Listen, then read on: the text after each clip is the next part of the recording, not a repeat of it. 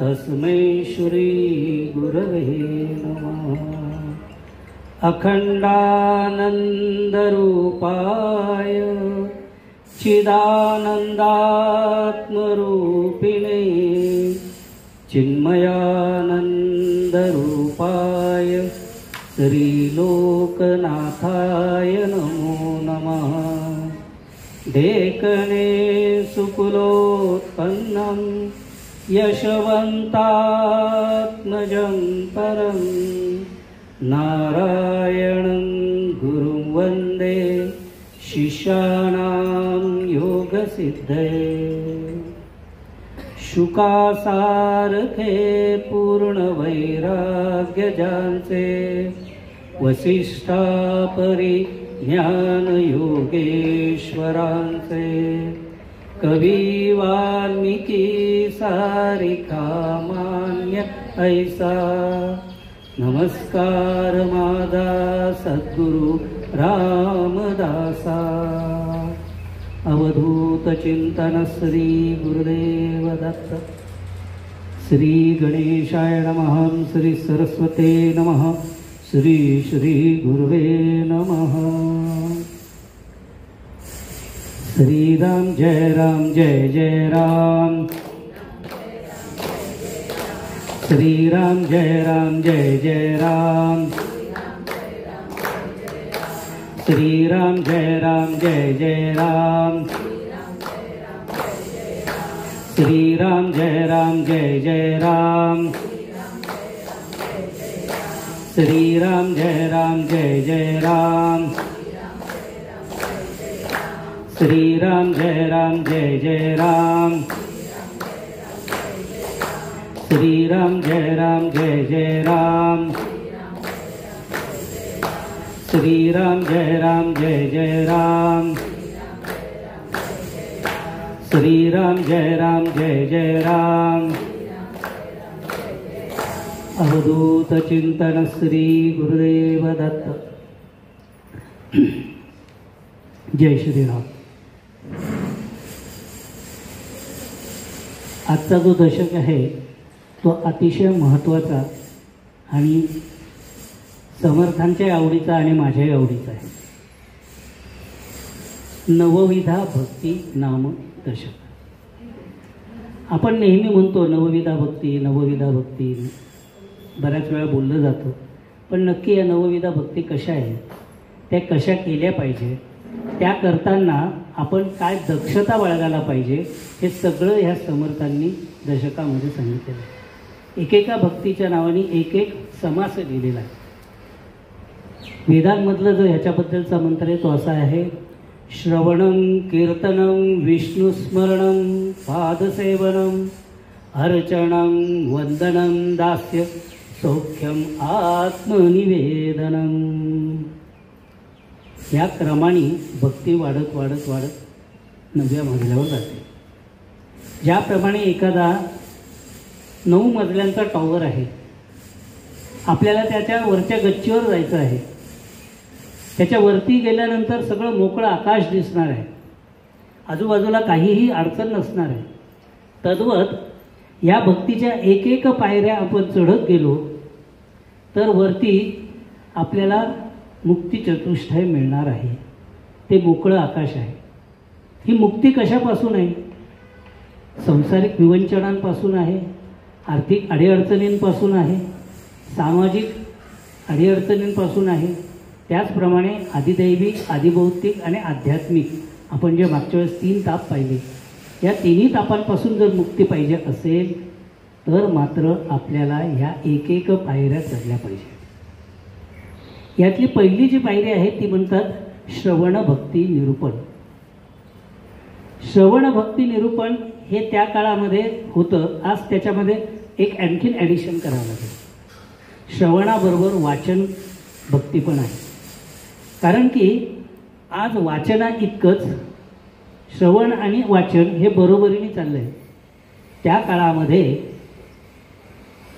समाज खूप अप्रगत होता असं म्हणावं लागेल, किंबहुना वाचन संस्कृती तेव्हा आलेली नव्हती, पुस्तकं छापली जात नव्हती। आपल्याकडे छपाईचं पहिलं यंत्र जे आलं ते इंग्रजांनी आणलं.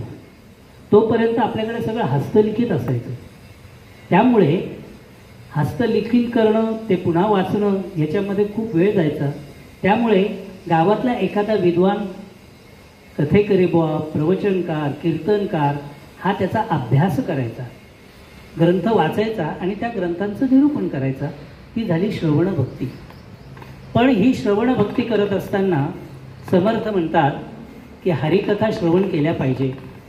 त्याच्यामध्ये कर्ममार्ग काय आहे, ज्ञानमार्ग काय आहे, उपासना मार्ग काय आहे, योग मार्ग काय आहे, सिद्धांत मार्ग काय आहे, हे कथेकरी बुवांनी सांगितलं पाहिजे. जसं आता इथून मला क्रांती चौकात जायचं आहे तर, किंवा रेल्वे स्टेशनला जायचं असं समजू.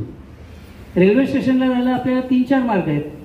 भुयारी मार्गातून बाहेर पडून आपल्याला तसं सूतगिरणीकडून जाता येईल, किंवा इथून थोडं पुढे जाऊन रेणुका माता मंदिरचा फ्लायओव्हर आहे त्याच्यावरून जाऊन पलीकडे जाता येईल, किंवा थेट पुढे जाऊन रेल्वे स्टेशनचा जो पूल आहे त्याच्यावरून पलीकडे जाऊन रेल्वे स्टेशनला जाता येईल. मग जायचं कोणत्या मार्गाने हे मला ठरवावं लागेल. तद्वत ईश्वराकडे जाण्याचे निरनिराळे मार्ग आहेत. यातला कोणता मार्ग मला श्रेयस्कर आहे, कुठल्या मार्गाला अडचणी कमी आहेत. मध्यंतरी भुयारी मार्ग बंद होता, पाऊस पडला की तिथं पाणीच असतं, मग त्या मार्गाने जायला नको, वेळ जाईल आपला, त्याच्यापेक्षा आपण दुसऱ्या मार्गाने जाऊ. हा जो काही विचार आहे हा विचार म्हणजेच योगमार्ग, ज्ञानमार्ग, उपासना मार्ग, सिद्धांत मार्ग यातला कोणता मार्ग निवडायचा हे श्रवणभक्तीने कळू शकतं किंवा आजच्या काळामध्ये वाचून कळू शकतं.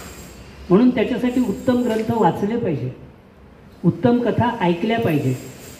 बरं त्या कशा ऐकायच्या तर ते म्हणतात संतांचं चरित्र ऐकलं पाहिजे. त्याच्याचप्रमाणे ऐसे हे अवघेचे ऐकावे, परंतु सार ते शोधून घ्यावे, असार ते जाणून त्याजावे, यासी नाव श्रवणभक्ती. आजही आपण बघितलं तर टी व्हीवरती अनेक मालिका चालू आहेत, अनेक आपल्याला ऐकायला मिळत आहेत, पाहायला मिळत आहेत. परंतु याच्यातलं घ्यायचं काय? टी व्हीवरती नको त्या सिरियल पण चालू आहेत, भाऊ बहिणींची भांडणं, बहिणी बहिणींची भांडणं, सासू सुनांची भांडणं. काय कशात भांडण नाही असं नाहीच, एकही सिरियल नाही माझ्या अंदाजाने. पण मग ते बघायचं का, रामायण चालू आहे ते बघायचं, महाभारत चालू आहे ते बघायचं, हे आपण ठरवायचं. म्हणून ते म्हणतात की अवघे ऐकावे, ऐकायला काय आमची ना नाही आहे, ते बघा ऐका तुम्ही, परंतु ते ऐकत असताना त्याचं सार काय आहे ते एवढंच घेतलं पाहिजे. आता सार घ्यायचं म्हणजे काय आहे? समजा कथेकरी बुवांनी, आपण एक उदाहरण घेऊ, दत्त जन्माची कथा आहे. दत्त जन्माच्या कथेमध्ये आपल्याला सगळ्यांना माहिती असेल, अनुसूयेकडे ते तिन्ही देव आले, तू आम्हाला नग्न होऊन म्हणून वाडा म्हणून आले, आणि मग अनुसूयेने जाऊन वस्त्र फेडली, त्या तिघांना वाढायला आली, आणि मग ते तिघंजणं बाळ झाले. ही कथा आहे का हो? ही कथा आहे का? ही कथा नाही आहे, हे रूपक आहे. याच्यामधलं सार वेगळं आहे. सार काय माहिती आहे? हे 3 देव कोणते होते? ब्रह्मा, विष्णू, महेश. हे तिन्ही 3 गुणांचे अधिपती आहेत. ब्रह्मा, विष्णू, महेश हे सत्व, रज, तम गुणांचे बाधित आहेत. ते 3 गुणांचे 3 वेगवेगळे देव आहेत. हे 3 देव एका श्रेष्ठ अशा ऋषीच्या आश्रमात आलेले आहेत. बरं, तिथं त्यांना भेटली कोण आहे? अनसूया. चुकून असूया म्हटलं जातं, अनसूया, अनुसूया म्हटलं जातं. अनुसूया नाही येते, अनसूया आहे. जिच्या मनामध्ये कोणतीही असूया शिल्लक राहिलेली नाही अशी ती असूया आहे. कोणताही असूया शिल्लक राहत नाही हे केव्हा होऊ शकतं? जेव्हा 3 गुणांवरती आधिपत्य होतं तेव्हाच शक्य होतं. अशी ती आहे, ती निर्गुण अवस्थेला पोचलेली आहे. तिच्या पुढे आल्यानंतर ह्यांनी काय बघावं? तू निर्वस्त्र होऊन ये. का बरं? तुझ्या अंगावरती जी काही आवरणं आहेत रसत्व, रज, तमो गुणाची, ती टाकून ये. खरी वस्त्र फेडायला नाही सांगितलेली, ते रूपक आहे, वस्त्र फेडून ये. जेव्हा ती हे 3 गुण टाकून निर्गुण अवस्थेला त्यांच्यासमोर उभी राहिली, हे 3 गुणांचं काही चाललं नाही हो, बाळ होऊन गेली. ती असतील देव त्यांनी तुमच्या घरी, तिथं मात्र ते बाळ झालेले. हा त्यातला सार आहे. म्हणून दत्त जन्माची कथा ऐकायची असेल तर त्यातलं सार काय आहे? बरं, असे अनसूया कोणालाही होता येईल. त्याच्यासाठी काय ते आत्रे ऋषींच्या आश्रमातच यायला पाहिजे, त्यांची भार्याच व्हायला पाहिजे असं काही नाही. आज मी माझ्या मनामध्ये ठरवलं, माझ्या भार्येने असं ठरवलं की आपण तपाचरण करूयात, आपण ह्या सत्व तिन्ही गुणांना सोडून पुढे जाऊयात, तर होऊ शकेल. ती पण आज अनसूया होऊ शकेल. तुमच्यातली प्रत्येक स्त्री अनसूया होऊ शकते, फक्त त्यासाठी प्रयत्न करावे लागते. म्हणून श्रवणे सारते घ्यावे, असारते सोडून द्यावे. अशी जी आहे ती श्रवण भक्ती आहे. आणि अशी जेव्हा श्रवण भक्ती होते तेव्हा हळूहळू आपल्यातल्या ह्या काही सगुण आहे, आमच्यामध्ये सत्वगुण आहे, रजोगुण आहे, तमोगुण आहे, हे एक एक गुण गळून पडायला लागतील. आणि मग आम्ही खऱ्या अर्थाने निर्गुण अवस्थेला जाऊ. आणि ही निर्गुण अवस्था प्राप्त होण्यासाठी आम्हाला पुढची पायरी चढावी लागते. ती कोणती आहे? कीर्तन भक्ती. सगुण हरिकथा करावी, भगवत कीर्ती वाढवावी, अखंड वैखरी वधवावी यथा योग्य. हरिकथा करायच्या, पण त्या कशा करायच्या? आत्ताच आपण याची बघितली कथा. कुठली? दत्तजन्माची. दत्तजन्मातलं सार आपण बघितलं, कथाभाग सोडून दिला. तसंच आपण परवा बोलता बोलता ध्रुवाचं बघितलं होतं. त्याच्यातलं सार काय आहे? उत्तानपाद. आपण सगळे उत्तानपाद आहोत.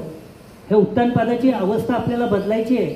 आपल्याला आवडती नावडती राहण्या ज्या आहेत ना, त्या सोडून द्यायच्या आहेत. नक्की कोण आवडायला पाहिजे हे आपल्याला ठरवायचं आहे. म्हणून हरिकथा करताना हरिकथा करणाऱ्यांनी सुद्धा त्यातलं सार सांगितलं पाहिजे. आज दुर्दैवाने अनेक कीर्तन चॅनल चालू आहेत. ते कीर्तन चालू आहेत का हास्य कथेचे एपिसोड चालू आहेत हे कळत नाही, इतक्या प्रकाराने चालू आहे. निरनिराळ्या चुटकुले सांगितले जातात, हास्य विनोद केले जातात, निरनिराळ्या नकला केल्या जातात. हे कीर्तन नव्हे. कीर्तनामध्ये निर्गुण भक्ती सांगितली पाहिजे, हरिकथेचं सार सांगितलं पाहिजे. यश कीर्ती प्रताप महिमा आवडी वर्णाया परमात्मा, तेने भक्तास आत्मा संतुष्ट होईल. ज्याच्यामुळे भक्तांचं संतुष्टीकरण होईल आणि भगवंताचं सुद्धा संतुष्टीकरण होईल, अशी हरिकथा सांगितली गेली पाहिजे. ते खरं कीर्तन आहे. कीर्तन करण्यासाठी आपण जसं आपलं स्वतःचं ज्ञान वाढवलं पाहिजे, तसं जे जे आपणासी ठावे ते इतरांशी सांगावे. शहाणे करून सोडावे सकळही जग. जे मला समजलं आहे ते मी मांडलं पाहिजे, ते लोकांना सांगितलं पाहिजे. म्हणूनच मी इथं पहिल्यांदा पण तुम्हाला म्हटलं होतं की हे तुम्ही ऐका, परंतु घरी जाऊन जर तुम्हाला वाचता आलं तर ते वाचा. त्याच्यातून तुम्हाला काही प्रश्न विचारावेसे वाटले तर विचारा. माझं काही चुकत नाही ना हे बघा, आणि त्याच्यात काही सुधारणा सांगायची असली तर ती पण सांगा, म्हणजे आपल्याला पुढच्या कथेच्या वेळेला त्याचा उपयोग होईल. म्हणून हरिकथा कशी करावी याचं सुद्धा ते सांगतात. म्हणून ते सांगतात वक्तृत्वाचा अधिकार अल्पसा न घडे प्रत्योत्तर, वक्ता पाहिजे साचार अनुभवाचा. वक्ता कसा पाहिजे? त्याने स्वतः आपण जी हरिकथा करतोय त्याचा अनुभव घेतला पाहिजे. ह्याच्यातलं सार ऐकल्यानंतर मला काय आनंद झाला. अरे ती दत्ताची कथा ऐकली आणि तोपर्यंत मला असं वाटत होतं की हे काय ही देव आहे, असली काहीतरी घाण्यातली इच्छा ठेवून देवीकडे त्या साध्वीकडे गेले, काहीतरी चुकीचं आहे असं मला वाटत होतं. पण जेव्हा त्याच्यातलं सार कळालं, जेव्हा त्याच्यातलं तत्त्वज्ञान कळालं, तेव्हा वाटलं काय तत्त्वज्ञान आहे. अशी तर अनसूया कोणालाही होता येईल. अगदी मग तो स्त्री असो का पुरुष असो, कोणालाही अनसूया होता येईल. आणि ही तिन्ही देव आपली बाळं करून घेता येते. हा आनंद आहे. हा आनंद मलाच मिळाला का? नाही आहे. ही कथा ज्या भगवंताची आहे त्या भगवंतालाही आनंद झाला असेल की चला कोणाला तरी खरं काहीतरी कळालं बरं का, त्यालाही आनंद झाला असेल.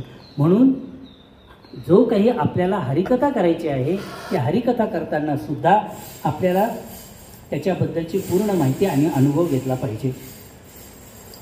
कीर्तने वाचा पवित्र, कीर्तने होय सत्पात्र, कीर्तने संतोषे परमात्म, सकल तीर्थ आणि जगदात्मा. अशा प्रकारच्या कीर्तनाने संपूर्ण जग हे आनंदी होऊ शकेल. जर अशा पद्धतीने सगळ्यांना सांगितलं गेलं आणि सकल जन एका ठराविक उद्दिष्टाने पेटून उठलं, जसं शिवरायांच्या काळामध्ये झालं. हे पारतंत्र फेकून दिलं पाहिजे. आम्हाला नको हा परधर्म, परधर्म भयावया असं सांगितलेलं आहे शास्त्राने. दुसऱ्याच्या धर्माचा विचार करणं, दुसऱ्या धर्माचं आचरण करणं हे भयावह आहे. ते सोडून दिलं पाहिजे. हे जेव्हा आमच्या लक्षात येईल तेव्हा खरा आम्हालाही आनंद होईल आणि सगळ्या समाजाला जर हे कळालं तर सगळा समाज सुधारेल. आज जे काय आपल्याला समाजामध्ये जातीजातीमध्ये धर्माधर्मामध्ये जी तेढ दिसते ही दिसणार नाही. पण त्याच्यासाठी अशा प्रकारचं कीर्तन झालं पाहिजे. तिसरी भक्ती कोणती सांगितली? नामस्मरण. ही सर्वात सोपी भक्ती आहे बरं का, नामस्मरण. परंतु असं लोकांना वाटतं की नामस्मरण म्हणजे काय? सोपं आहे हो, फार सोपं आहे. फार सोपं नाही, फार सोपं नाही. नामस्मरणासाठी तुमचं समर्पण पूर्ण झालं असलं पाहिजे, पूर्ण समर्पण. उदाहरण द्यायचं झालं तर वाल्ल्या कोळ्याचं आहे. पापं कमी केली होती का त्यांनी? खूप पापं केली होती. त्याच्या गणनेमध्ये आमचा एकही रांजण भरलेला नाही. रांजण काय आमचं फुलपत्रसुद्धा भरलेलं नाही. आम्ही काय कोणाचा खून केला नाही, आम्ही कोणाचा दरोडा पाडला नाही, आम्ही फार फार झालं तर कोणाचं तरी मन मारलेलं आहे, आम्ही आमच्याच इच्छा पण मारलेल्या आहेत, आम्ही आमच्या दृष्ट बोलण्याने कोणाचे तरी मर्मी घाव घातलेले आहेत, परंतु कोणाला मारलेलं नाही हो, कोणाचा जीव घेतलेला नाही आहे. मग असं असून सुद्धा वाल्ल्याचा वाल्मिकी झाला, आम्ही काय नाही झालो? प्रश्न पडायला पाहिजे. अनेकांनी इथं गुरुमंत्र घेतलेला असेल, त्याच्या रोज 2 जप 10 माळा 3 माळा करत असतील, मग तरी पण आपण वाल्मिकी का नाही झालो? पडला पाहिजे ना प्रश्न? का नाही पडला? हा जर प्रश्न पडला तर मग इथं कळतं, उरफाट्या नामासाठी वाल्मी तू तळला उठा उठी. वाल्ल्या कोळ्यानी राम राम म्हणता म्हणता मरा मरा मरा मरा म्हणायला लागला, पण तरीसुद्धा तो वाल्मिकी झाला. याला कारण होतं की तो तहानभूक विसरला, म्हणजे इंद्रिय दमन झालं. तो कुठे बसला होता? जंगलामध्ये. त्याच्या बाजूनी वारूळ झालं तरी त्याला कळलं नाही, म्हणजे भौतिक सुखालापासून तो वंचित झाला, दूर झाला. तहानभूक विसरला, परिसर विसरला, संसार विसरला आणि सगळ्यापासून लिप्त होऊन फक्त नामावरती रगला. आणि असं जेव्हा नाम आणि पूर्ण समर्पण भावाने घेतलं जातं, मग ते सद्गुरूंचं असो, देवाचं असो, ते सुलटा असो का उलटा असो, भगवंत तिथे येतो. इतकंच नव्हे तर ते नाम सिद्ध होतं. आज आपण बरेच जण मोठमोठ्या संतांकडे जातो, नाम घेतो. अगदी उदाहरण द्यायचं तर आपल्या अगदी जवळ अण्णा महाराज होते, पण अण्णा महाराजांनी काय तपश्चर्या केली आहे बघितली आपण. लाख लाख जप केलेले आहेत. गायत्री कोणाला द्यायची असेल, म्हणजे खरं तर आता वडील देतात आजकाल सगळीचकडे. आजकाल कोणी गुरुकुलामध्ये नेऊन सोडत नाही मुलांना, त्यामुळे गायत्री वडीलच देतात. पण तुम्हाला माहिती आहे, मुलाची मुंज जर करायची असेल तर बापाची कमीत कमी 1.25 लाख गायत्री झालेली असायला पाहिजे, तर त्याचा मंत्र सिद्ध होतो. आणि जर 1.25 लाख गायत्री झालेली असेल तर तो गायत्री आपल्या मुलाला देऊ शकतो आणि तर त्या मुलामध्ये ते सद्गुण येऊ शकतात. नाहीतर याचाच मंत्र सिद्ध नाही. घरामध्ये रवा आहे, तूप आहे, साखर आहे, दूध आहे, वेलची आहे, सगळे ड्रायफ्रूट्स आहेत, सगळे, पण शिराच केलेला नाही हो. मुलगा खाईल काय? वाटीत घेऊन सगळं एकत्र करून खाईल का? नाही. त्याच्यासाठी काहीतरी प्रोसिजर आहे, त्याच्यासाठी काहीतरी पाककृती आहे.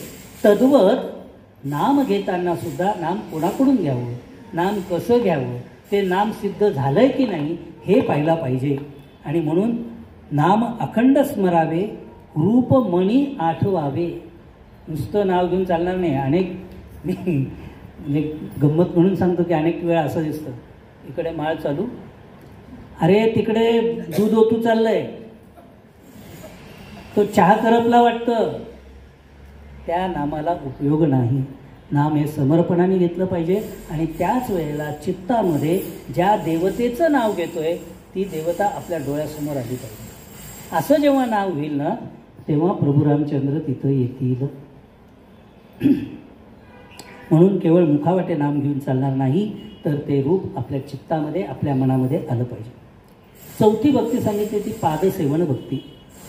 पादसेवन तेची जाणावे, काया वाचा मनोभावे, सद्गुरूंचे पाय सेवावे सद्गती कारणे.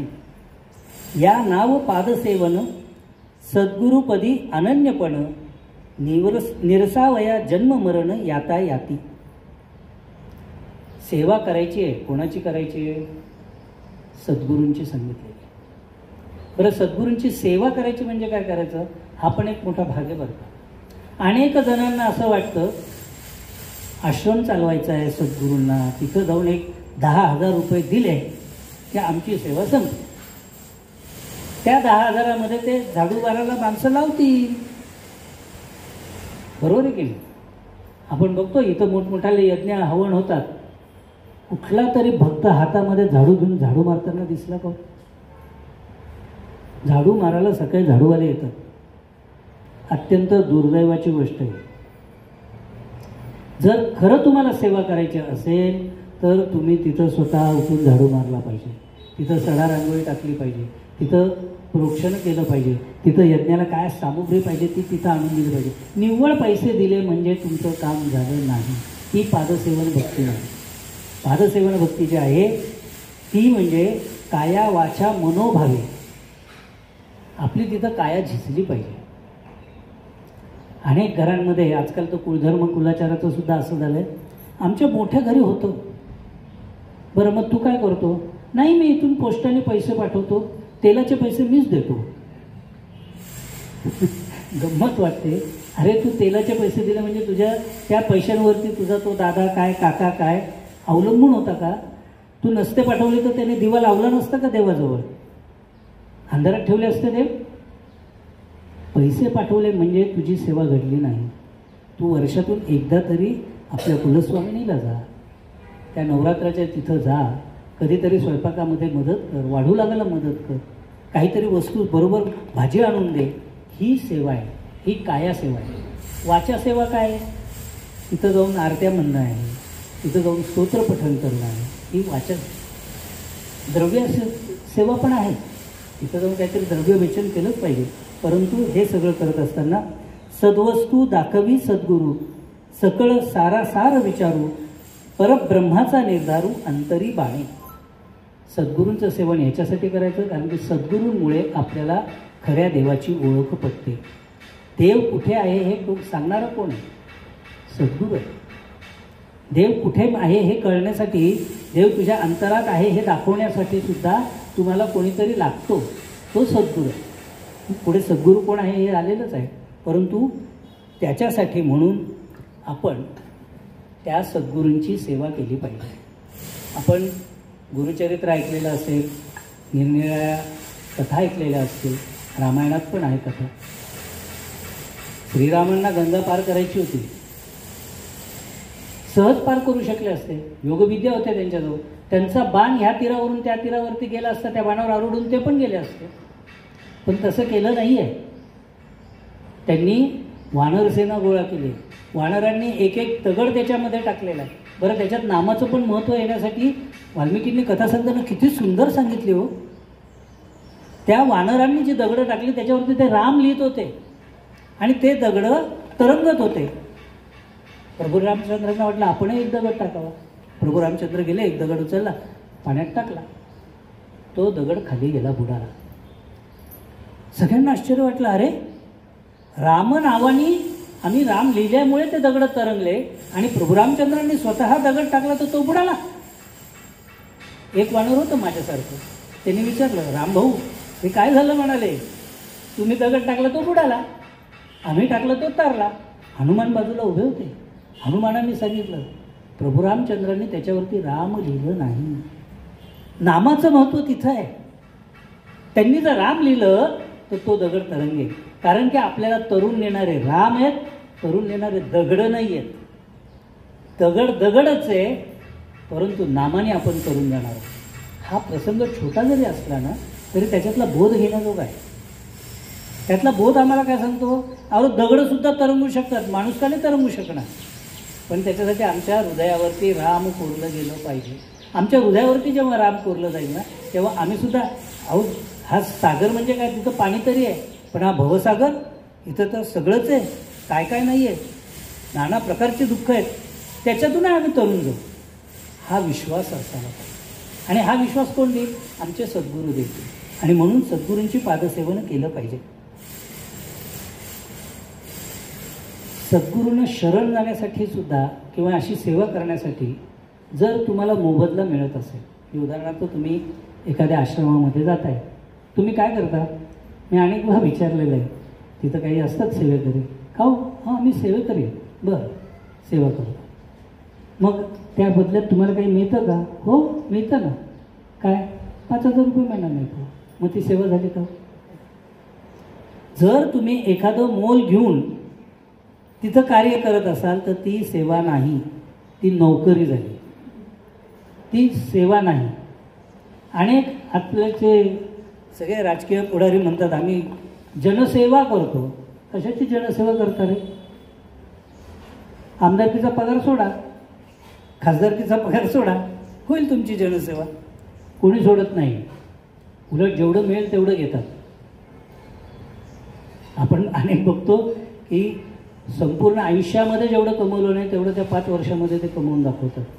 कुठून? ही जनसेवा आहे?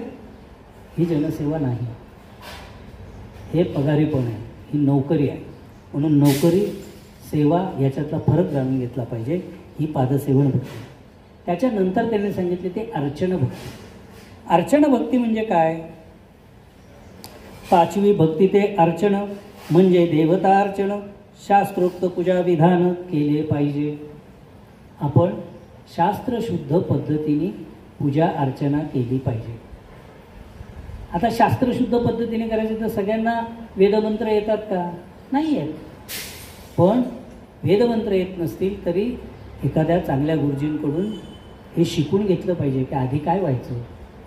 आज आता आमच्या घरासमोर शंकराचं मंदिर आहे. शर्माजींनी सांगितलं 1 लोटा पाणी.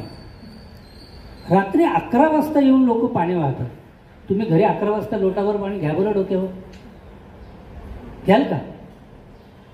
यथा देह तथा देव म्हणतात आणि रात्री 11 वाजता देवाच्या डोक्यावरती लोटाभर पाणी. अरे तो महादेव कुडकुडून जाईल. देतील का ते तुम्हाला आशीर्वाद? तुम्ही ह्याच्यासाठी नरसोबाच्या वाडीला जा, कारंजाला जा, शेगावला जा.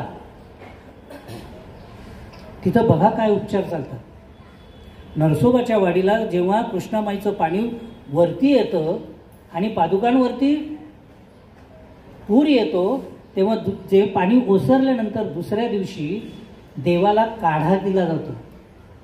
32 प्रकारच्या औषधी एवढ्या घंगाळाभर म्हणजे मोठ्या पातेल्यामध्ये डेकमध्ये उकळल्या जातात. त्याच्यामध्ये सुंठ असते, नागरमोथा असतो, निरनिराळ्या औषधी असतात. ह्या औषधी टाकून 32 प्रकारच्या औषधी आहेत.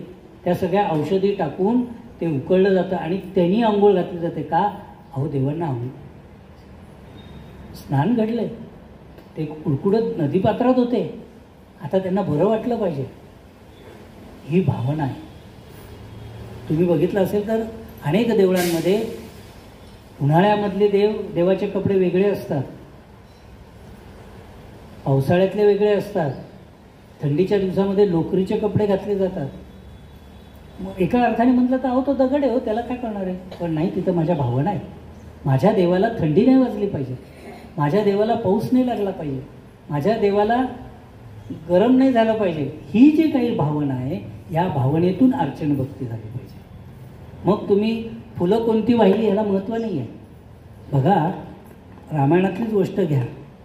नैवेद्याला काही नाही आहे हो घरामध्ये. राम माझ्या घरी येणार आहे. शबरीला कळालं राम येत आहेत, राम येत आहेत, माझा राम येतोय, माझा देव येतोय. काय आनंद झाला असेल त्या म्हातारीला. भिल्ली नाही, घरामध्ये काहीही नाही, 18 विश्व दारिद्र्य आहे, पण तरी तिने झोपडी सारवलेली आहे. याचा रस्ता झाडून घेतला, निष्कंटक केलेला आहे. दारापाशी बोरीचं झाड आहे, बोरं तोडून आणलेली आहे. पण बोरं द्यायची तर बोरं तुरट पण असतात हो, बोरं आंबट पण असतात. माझ्या रामाला आंबट बोर कसं देऊ मी, तुरट बोर कसं देऊ. एक एक बोर चाखून पाहिलेलं आहे, गोड आहे की नाही पाहिलेलं आहे. आणि मग ती गोड बोरं जेवढी होती ती रामाच्या पुढे धरली. लक्ष्मण म्हणाला, अहो रामभाऊ दादा ती उष्टी आहे, कशाला खातो, आणि त्यात ती भरली नाही, नको खाऊ नको खाऊ. ते म्हणाले, अरे मी बोरं नाही खाते, मी तिचं प्रेम खाते. अगदी असाच प्रसंग आपल्या गोळवलकर गुरुजींच्या बाबतीतला आहे. गोळवलकर गुरुजी गडचिरोली भागामध्ये फिरत होते. गुरुजींचा अतिशय आचार संपन्नतेवरती भर होता. त्रिकाल संध्या करणारे हे ब्राह्मण होते. एवढा मोठा देशाचा व्याप चालवणारा हा माणूस त्रिकाल संध्या करत होते.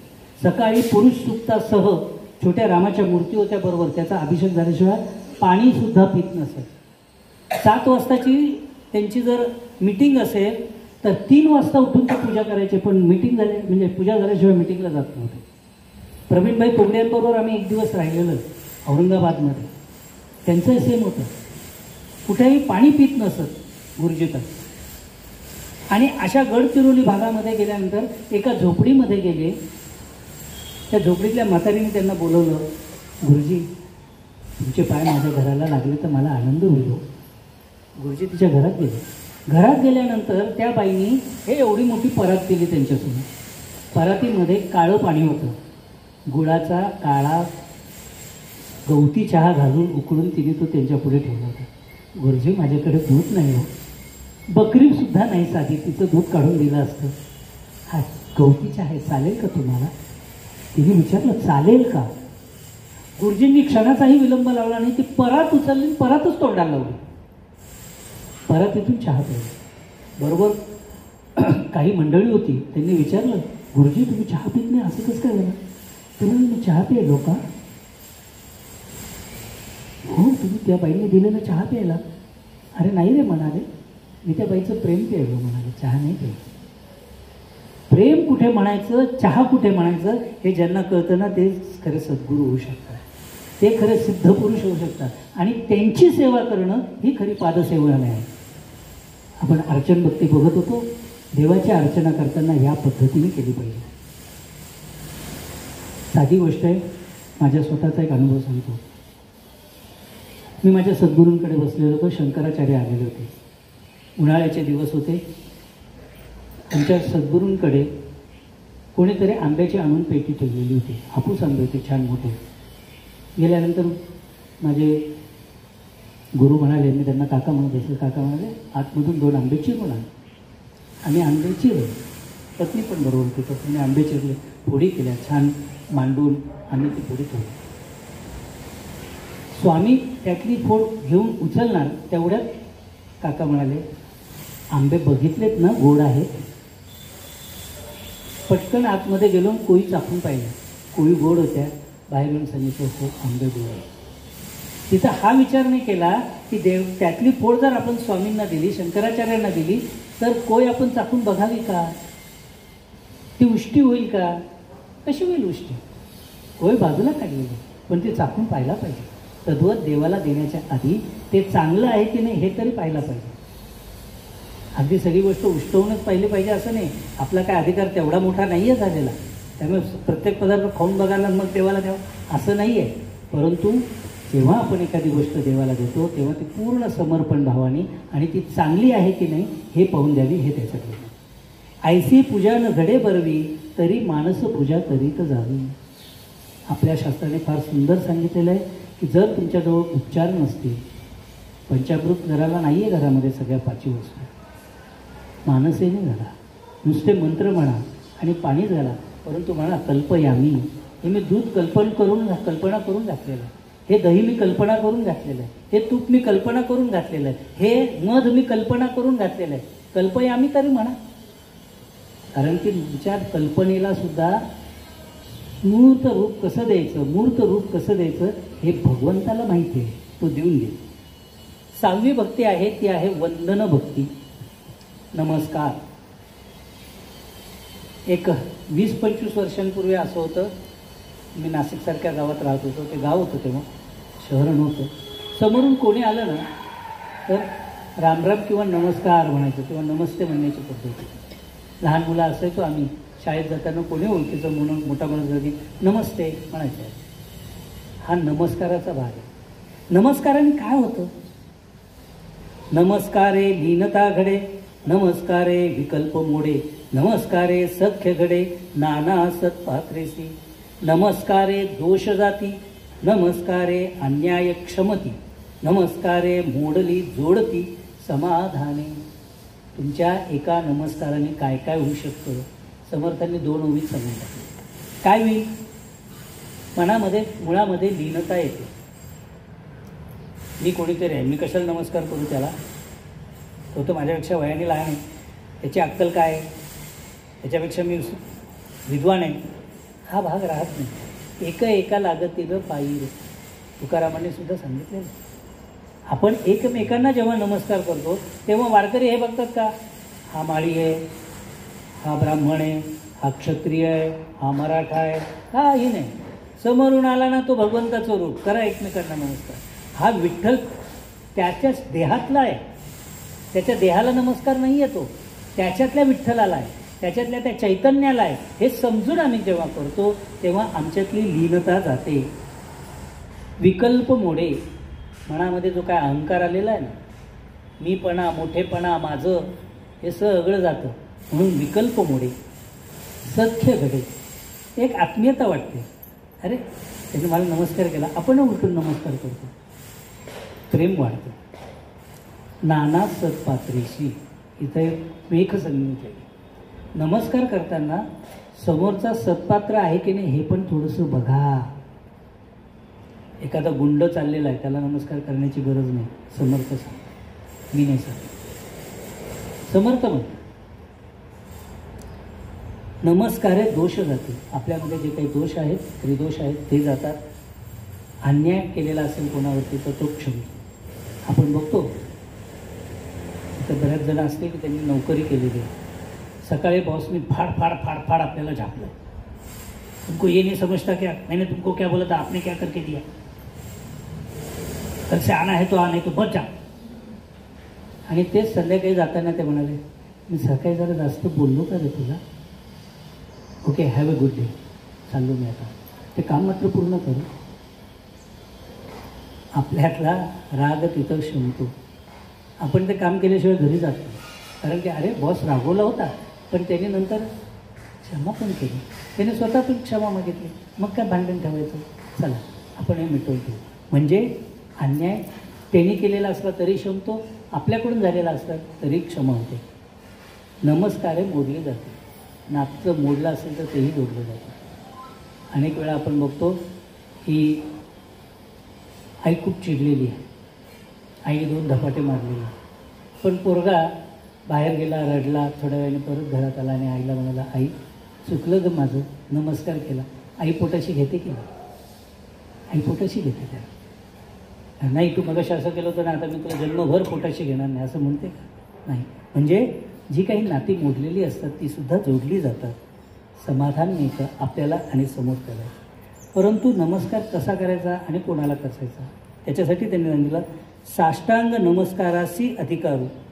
साष्टांग नमस्कार कोणाला करायचा? साष्टांग नमस्कार नाना प्रतिमा देवगुरु अन्यत्र नमनाचा विचारू अधिकारे करावा. देवतांना, मातापित्यांना, सद्गुरूंना असा नमस्कार करून चालणार नाही. तिथं साष्टांग नमस्कार घातला पाहिजे. आजकाल आपण बऱ्याच वेळ येतो मंदिरापुढून जाताना पायातली चप्पल तशी. अरे तुम्ही काय तुमच्या मैत्रिणीला करताय का? देव आहे समोर. तुम्हाला वेळ नसेल तर तो म्हणालाय का तू थांब आणि मला नमस्कार कर? करायचा असेल तर थांबा, पायातली वाहन बाजूला काढा, हात जोडा, मग पुढे जा. नसेल वेळ तर जाऊ द्या, जेव्हा तुम्हाला वेळ असेल तेव्हा जा. निदान घरातल्या देवाला करा, आईवडिलांना करा, तुमच्या गुरूंना नमस्कार, साष्टांग नमस्कार करा. तो देवापर्यंत जातो, परंतु हा असा नमस्कार जात नाही. उलट एका हाताने नमस्कार करणं हा आपल्याकडे अपराध मानलेला आहे, चूक मानलेलं आहे, तो अशास्त्रीय आहे. दोन्ही हात जोडले पाहिजे, नमस्कार केला पाहिजे. आईवडिलांच्या समोर डोकं टेकलंच पाहिजे, तर तो नमस्कार आहे. साधक भावे नमस्कार घाली, त्याची चिंता साधूस लागली, सुगम पंथे नेऊन घाली, जे केलं तेथे. तुम्ही एक नमस्कार तुमच्या सद्गुरूंना केला की तुमची काळजी वाहण्याची जबाबदारी त्या सद्गुरूंवर येऊन पडते. तुम्ही फक्त नमस्कार करा सद्गुरूंना. तुम्ही किती पैसे ठेवले, किती पेढे ठेवले, किती मोठा हार आणला, याच्याशी काही त्यांना घेणं देणं नाही. तुम्ही मनोभावे एक साष्टांग नमस्कार घाला. तुमची जबाबदारी, तुमची काळजी वाहण्यासाठी सद्गुरू समर्थ आहेत. आणि नुसते समर्थ नाही आहेत, ते त्याची जबाबदारी घेतात आणि तुम्हाला पहिलं तीरापर्यंत तुमची नाव घेऊन जाण्याची जबाबदारी घेऊन तुम्हाला पहिलं तीरीला नेऊन सोडतात. जेथील तेथे तू जिथून आलायस ना, त्या परमात्म्याकडूनच आलास ना, तुला परमात्म्यापर्यंत घेऊन जाण्याची जबाबदारी सद्गुरू नेतात. त्याच्यानंतरची सांगितले की दास्यभक्ती. दास्यभक्ती पडेल कार्य तितुके करावे, सदा सन्निधाची असावे देवद्वारी. जशी सद्गुरूंच्या तिथं सेवा करावी तशीच देवाच्या दारामध्ये सुद्धा सेवा करावी. जेव्हा जेव्हा वेळ मिळेल तेव्हा आपल्या देवालयापाशी किंवा सद्गुरूंच्या पाशी गेलं पाहिजे आणि तिथं सेवा केली पाहिजे. आता ही काय काय करायची आहे? काया वाचा मने द्रव्य वेचावे, जीर्णोद्धार करावा. जर मंदिर पडलं असेल एखादं तिथं जीर्णोद्धार करावा. देवालयाची सेवा करावी. आपल्या सद्गुरूंच्याकडचं स्वयंपाकघर असेल, भोजन कक्ष असेल, गोशाळा असेल, तिथं काम करावं. हे काम आपल्या सद्गुरूंची दास्य केल्याची भक्ती. केवळ दास्य म्हणजे सद्गुरूंचे पायच चेपले पाहिजे असं नाही. सगळ्यांनी पाय चेपले तर काय होईल? एक फार सुंदर गोष्ट माझ्या वाचनात आली होती. त्याच्यामध्ये ते म्हणतात की एका सद्गुरूंकडे 2 शिष्य होते.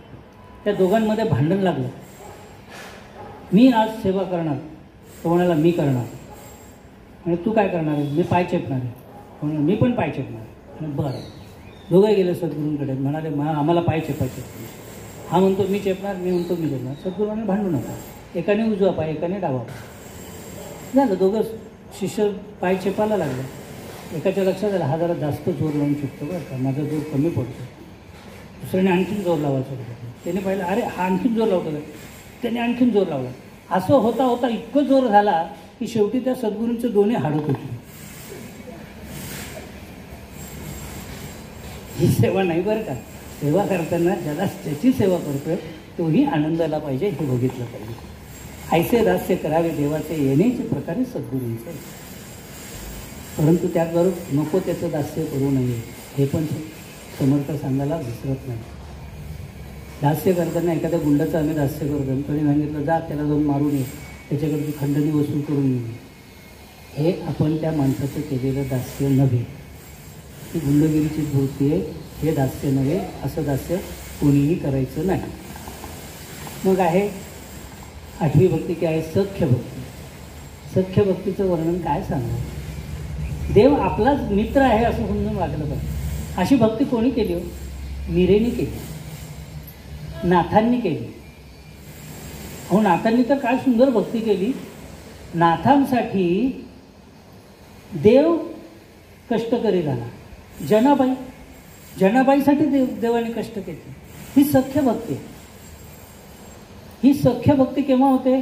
मी आणि भगवंत. अरे आपण एकच आहोत रे. सुदामाचं उदाहरण आहे. सुदामा त्याच्याकडे गेला, कृष्णाकडे 18 विश्व दारिद्र्य, फाटके कपडे अंगावरती. काय आपण म्हणतो की द्वारपालाने सोडलं नाही, चुकीचं आहे. द्वारपालाने सोडलं भेटलं नाही असं काही झालं नाही. द्वारपालाने काही अडकवलं नाही. द्वारपालाने फक्त जाऊन सांगितलं की असं फाटका माणूस आले. का बरं सांगितलं असेल? द्वार काय आहे? द्वारपाल कोण आहे? द्वारपाल हा अहम आहे, हा अभिमान आहे. त्याला आपल्या दारिद्र्याचा सुद्धा अभिमान झाला की मी एवढा दारिद्र्य, हा एवढा संपन्न आहे. तुझ्या माझ्यामध्ये द्वैत भाव आला, तो उंबरठामध्ये आला. द्वैत भाव आला.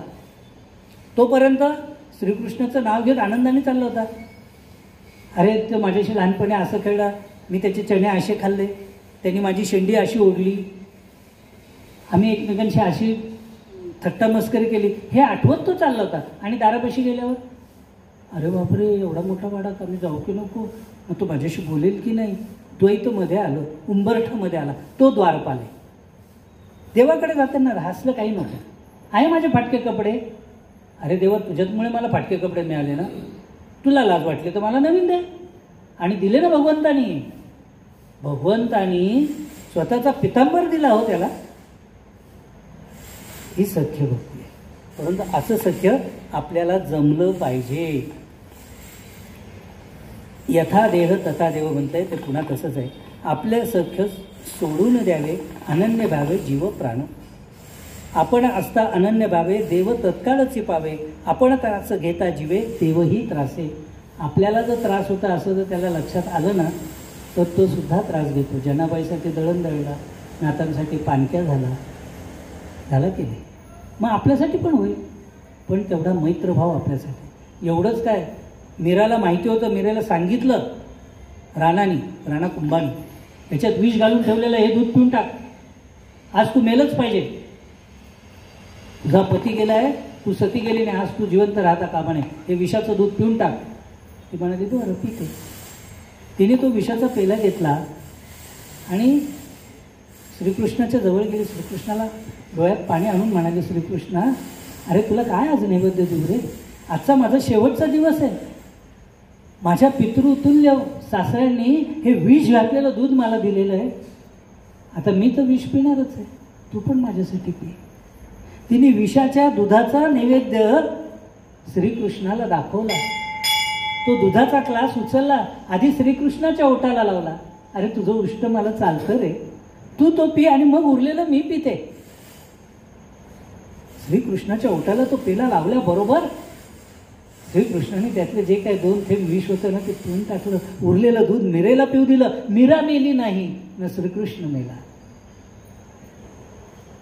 श्रीकृष्णाने राणाच्या मनातलं विष पिऊन टाकलं होतं. राणाला जेव्हा कळालं मीरा तरीही जिवंत राहिली, मीरेला नमस्कार करत राणा कुंभ आलेला. मीरेचं त्यांनी स्पेशल महाल बांधून दिला. आजही तो चित्तोडगडावरती पाहायला मिळतो.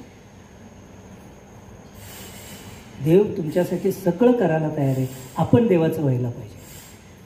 त्याच्यानंतर सांगितलेली ती 9वी भक्ती, ती म्हणजे आत्मनिवेदन भक्ती. तस्माद विचार करावा, देव कोणता ओळखावा, आपणच आपला शोध घ्यावा अंतर्यामी. आपण एक खूप छोटं उदाहरण घेऊया. आपण सगळेजण शाळेत गेलेलो आहोत. आम्ही जेव्हा शाळेत जातो, पहिलीला गेलो, बाईंनी श्री लिहिला, आम्हाला लिहून दाखवायला सुरुवात केली. अ काढला, आ काढला. सगळ्या मुलांना फळ्यावरचं एकच दिसलं, काढणारी बाई पण एकच होती. आमच्या पाट्या सगळ्यांच्या स्लेट पाट्याच होत्या, सगळ्यांच्या पेन्सिलीच होत्या.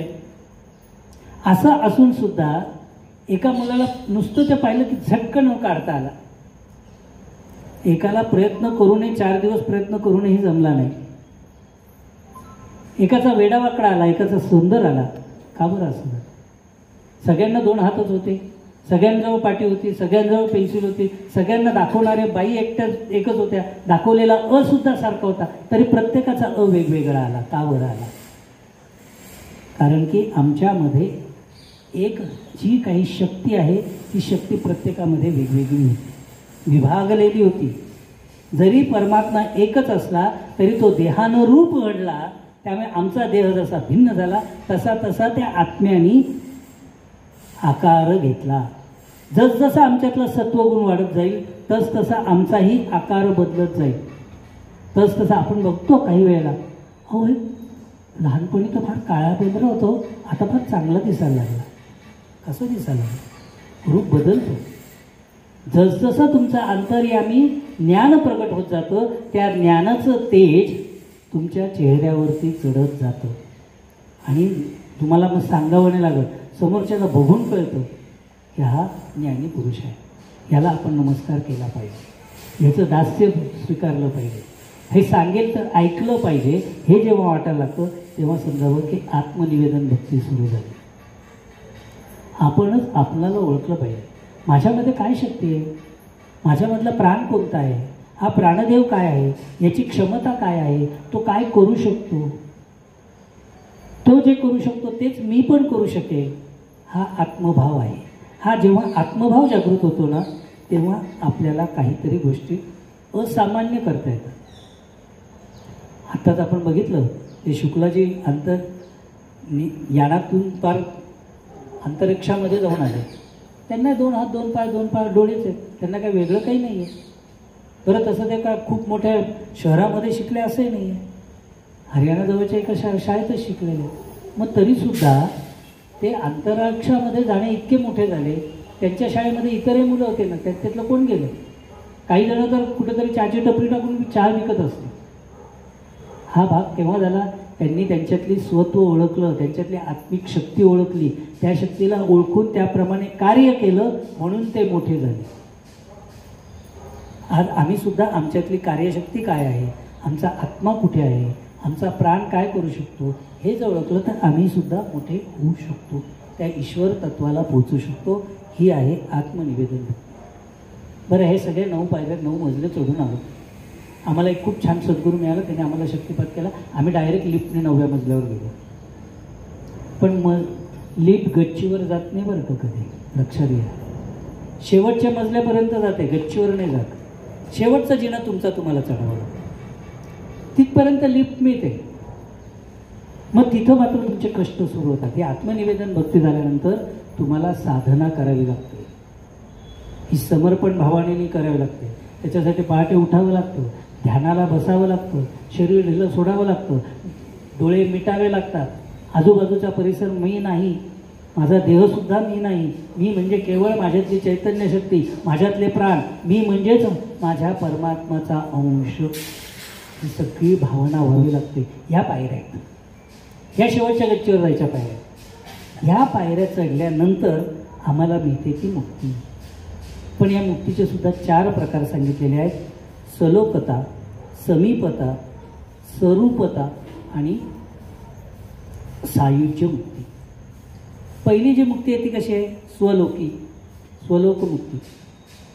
अशी ज्याची धारणा होत जाते, तो पूर्णत्वाला हळूहळू जायला लागतो.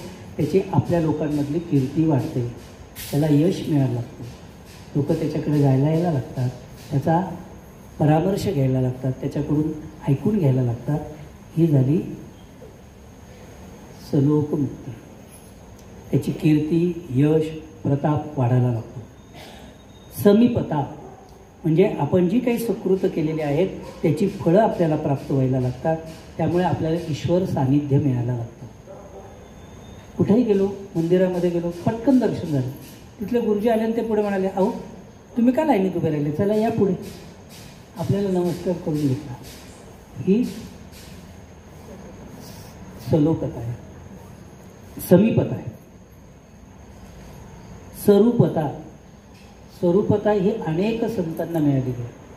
ज्ञानेश्वर महाराज, तुकाराम महाराज, शंकर महाराज, किती नावं दिली, सावता माळीयाचे. ह्या लोकांची मंदिरं बांधली गेली, ह्या लोकांच्या समाध्या बांधल्या गेल्या. चोखामेळ्याचं तर असं आहे, चोखामेळ्याला भिंत बांधायला सांगितली, त्याला कैद केलं गेलेलं होतं. निजामाने सांगितलं ही भिंत रात्रीतून झाली पाहिजे. बिचाऱ्याने 2दा भिंत बांधण्याचा प्रयत्न केला. एकदा तर भिंत पूर्ण होत आली आणि वरून दगडं कोसळली. त्या दगडांच्या खाली चोखोबा पण गेले. सगळीकडे हाकार मारला, दगडांखाली चोखोबा गेले, दगडाखाली चोखोबा. लोकांनी दगडं बाजूला केले आणि त्याच्याबरोबर अनेक काही 2-4 कामगार तिथं मेले होते. सगळ्यांचा एकत्रित अंत्यविधी करण्यात आला. नामदेवांना कळालं चोखोबांचं असं झालं. चोखोबा तिथं गेले, म्हणाले, अरे फार वाईट झालं, माझा चोखा असा झाला, चोखाची अस्थी मिळवा, आपण त्याची समाधी करू म्हणाले. सगळेजण म्हणाले, अहो इथं 4-5 माणसं गेले, आता त्याच्या अस्थी कुठून ओळखायच्या? म्हणाले काही फार अवघड नाही आहे, सगळे अस्थी गोळा करून आणा म्हणाले. मी बरोबर चोख्याची अस्थी बाजूला काढतो. एक हाड कानाशी नेलं. ज्या हाडांमधून विठ्ठल विठ्ठल ऐकायला आलं ना, त्या माझ्या चोखाच्या आहेत, त्या बाजूला काढल्या, पंढरपूरला नेल्या. पंढरपूरला आधी चोखोबांची समाधी. लोक पांडुरंगाचं दर्शन नाही झालं तर चोखोबाच्या समाधीचं दर्शन घेतात. ते विठ्ठलाच्या दर्शन इतकं पवित्र मानलं जातं. ही आहे स्वरूपता. ते भगवंतच होऊन गेले, ते राहिले नाही. आता देहभावामध्ये राहिले नाही. त्यांना कोणी मनुष्य म्हणतं का? त्यांना आपण देव म्हणून पुजतो, त्यांचे फोटो घरामध्ये लावतो, हार घालतो, त्यांना निरनिराळ्या प्रकारचे उपचार करतो. ही सगळी संत मंडळी ह्या भक्तीची आहे. परंतु समर्थ काय म्हणतात नाही का? समर्थ आणखी त्याच्या पुढे जातात. ते म्हणतात ह्याच त्या तिन्ही मुक्ती आहेत ना, या नाशवंत आहे, तिन्ही नाशवंत. कशी बघा, तुम्हाला प्रताप मिळाला, यश मिळाला, कीर्ती मिळाली, कधीतरी तुमच्यामध्ये अहंकार येतो. ते आलं की तुम्ही पुन्हा पदच्युत. समीपता, तुम्हाला एखाद्या पुजाऱ्याने देवापर्यंत घेऊन गेला, देवाचं दर्शन झालं, त्याच्यानंतर तो काय म्हणतो, चला आता पुढच्यांना यायचं आहे, तुम्ही वा बाजूला. गेली समीपता. मुख्यमंत्र्यांना विठ्ठलाच्या तिथं 3 वाजता नेऊन बसवतात, पण 5 वाजले की देवाच्या दर्शनाची लाईन सुरू करायची म्हटले की मुख्यमंत्री आहात तुम्ही मंत्री, चला वा बाजूला, आता पुढच्यांना येऊ द्या. गेली समीपता. स्वरूपता, अनेक सत्पुरुषांचं आपण असंही बघितलं की ते देव म्हणून पूजले गेले, परंतु काळाच्या आड गेल्यानंतर त्यांची पूजा थांबल्या गेल्या, तिथं जात नाही. आज कितीतरी आमच्या गंगा घाटावरती जर तुम्ही गेला नाशिकला, अनेक समाध्या आहेत, अनेक लाईनीने तुम्हाला शेकड्याने समाध्या दिसते. ही सगळे थोर मंडळींची आहेत, मोठमोठ्याल्या ऋषितुल्यांची आहेत, पण आज त्यांचे कोणी वारस राहिले नाही, त्यांचे कोणी शिष्यमंडळी राहिले नाही, त्यामुळे त्यांच्या पूजा अर्चाही होत नाही. मध्यंतरी जेव्हा मागच्या सिंहस्थाच्या वेळेला त्यातल्या काही समाध्या रोड वाइंडिंगमध्ये बुलडोझरने पाडल्या गेल्या, कोणी विचारलं पण नाही या कोणाच्या समाध्या, त्या पाडल्या गेल्या. ही स्वरूपतासुद्धा जाते.